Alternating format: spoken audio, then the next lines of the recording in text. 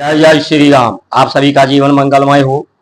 सदग्रंथ और संत का धर्म है बुराइयों को, अनुचित को, कार्यों से आपको विलग करने के लिए, सचेत करने के लिए और सत कार्यों, समुचित कार्यों के लिए प्रेरित करने के लिए।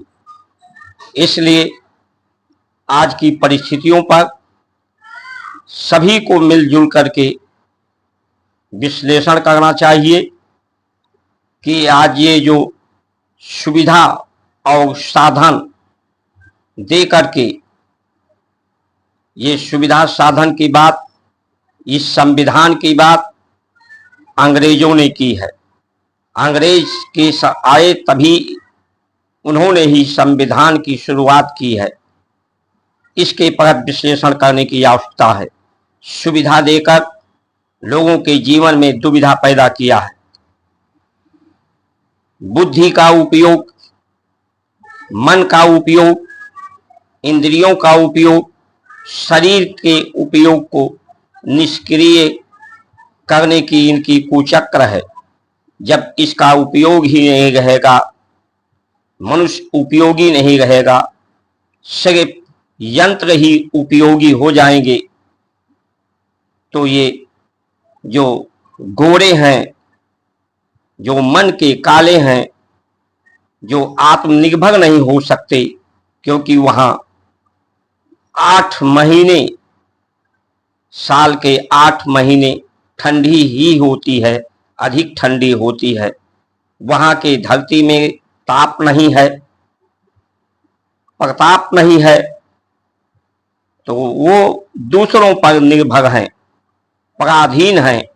इसीलिए सबको पराधीन करना चाहते हैं। आज लोगों के उचित, अनुचित, समुचित सोचने समझने की, अनुभव करने की, अनुष्ठान करने का स्थिति सीमित होती जा रही है। अधिकार सीमित होते जा रहे हैं लोगों के। इसलिए ये जो संविधान की जय जयकार करने वाले हैं, इसी संविधान के द्वारा हिंदू को जातियों में बांट करके हिंदू को हिंदू से लड़ाने की रणनीति, हिंदू को मुसलमान से लड़ाने की रणनीति, मुसलमान को कुछ संविधान के द्वारा अलग व्यवस्था देकर और प्रकृति के विरोध में, प्रकृति के शत्रु बनाने की दिशा में ये विकास, जो डेवलपमेंट शब्द है, ये विदेशियों का शब्द है। आज जो आहार है, वेशभूषा, भोजन, शिक्षा व्यवस्था, स्वास्थ्य व्यवस्था, न्याय व्यवस्था, प्रशासनिक व्यवस्था, ये सब विदेशियों, अंग्रेजों की व्यवस्थाओं से प्रेरित है। भारत का स्वयं का अनुभव, अनुष्ठान समदर्शी का है, पारदर्शिता का है, पारदर्शी का है, प्रत्यक्षदर्शी का है, दूरदर्शी का है कि सभी की दूरियां, दिलों की दूरियां समाप्त हों।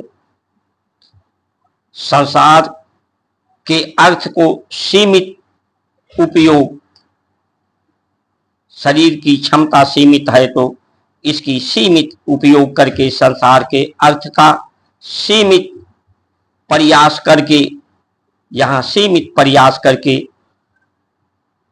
सीमित साधनों का उपयोग प्रयोग करके असीम संभावनाएं, असीम शक्ति, सहन शक्ति, संस्कार का मतलब यही होता है कि सत्य का अंश, सत्य का सार ही संसार है, जो सम है, समदर्शी है। इसीलिए सबको सत्य से जोड़ने का, सत्य का स्मरण कि सत्य के अंश और सार सब परमात्मा की उपमा है, प्रतिमा है, तो सब सुंदर ही है। पूरा जगत सुंदर एक प्रतिमा है, सुंदर दृष्टिकोण दिया है। अगर बुराइयां हैं, बुराइयां दिखती हैं, तो ये अनुचित व्यवहार, अनुचित आहार, प्रकृति के नियमों का उल्लंघन करने के कारण है। प्रकृति और जो धर्म है, जो सम है, सम ही का विधान है, उसका धर्म का सम का सिद्धांत है, सम का विजन है, सम का विज्ञान है, वही सम विधान है। प्रकृति हमारे साथ संविधान सम का व्यवहार करती है। सूर्य की किरणें सब पर समानता के आधार पर व्यवहार करती हैं, वो किसी स्वार्थ के कारण नहीं करती। इसीलिए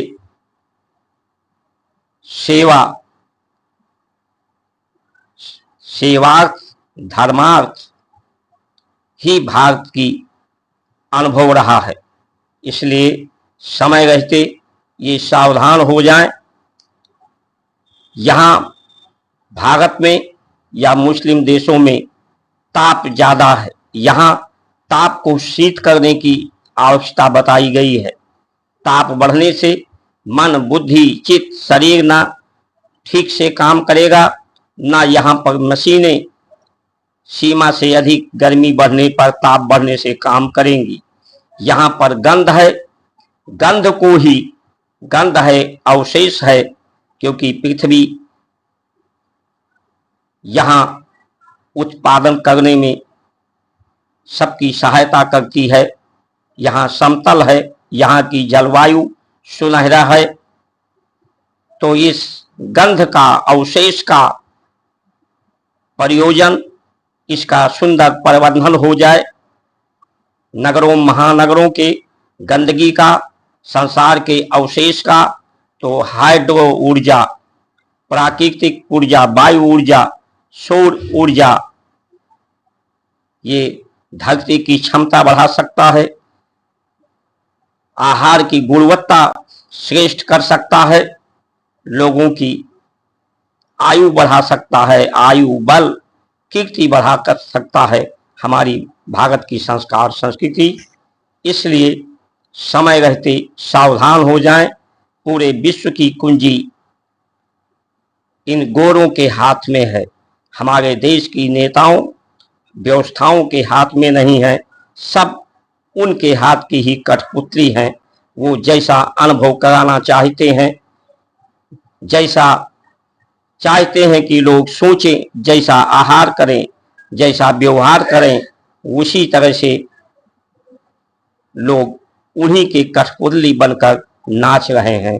इसलिए सावधान हो जाएं समय रहते। जय श्री राम।